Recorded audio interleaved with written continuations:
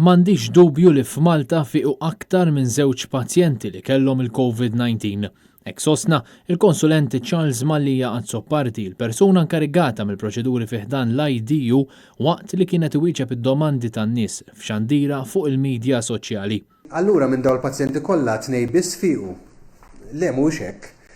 Imma numru kbir iżjed ta' pazjenti li dawn marru tajjeb baqgħu id-dar jew nkella batnihom id-dar mill-isptar u dawn m'hemmx dubju li klirjaw il-virus. It-tabib Mallija Azzoppardi saħaq li biex persuna tiġi konfermata uffiċjalment li fieqet mill-virus trid tittestja negattiv b'mod ripetut, iżda spjega li bl-ammont kbar ta' swabs li qed isiru f'Malta diffiċli li wieħed jagħmel l-swabs fuq l-istess persuna kontinwament. Charles Mallija Azzoppardi spjega li s-sintomi ta' COVID-19 varjaw. Hemm sintomi li huma ħfief ħafna fejn normalment nassoċjawhom ma' sempliċi riħ, sintomi oħra huma dawk ta' influenza, bdeni, ejja u ġieħ mal-adam u l-ġogi. Dan fil-waqt li hemm dawk li huma serji bħal sola qawwija u qtuħ ta' nifs. Għaldaqstant il-konsulent ta' Mater Dei appella lil pubbliku sabiex meta jħoss l-inqas sintomi anke huma sintomi ħfief li normalment tmur bihom ix-xogħol, importanti li jibqgħu kwarantina u jagħmlu minnu fih kuntatt mal-helpline 111. Dan b'mod speċjali għal dawk li jaħdmu fi sptar jew b'kuntatt kontinwu man-nies bħal nursing homes jew supermarkets.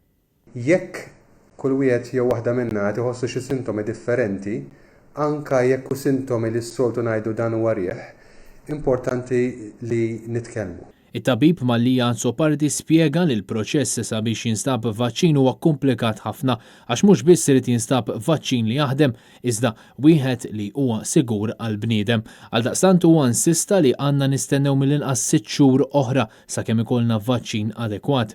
Il-proċeduri biex wieħed jipproduċi vaċċin huwa mhux biss biex insibu l-vaċċin li huwa adattat, imma rridu nsibu vaċċin li jaħdem u iżjed minn hekk li huwa safe.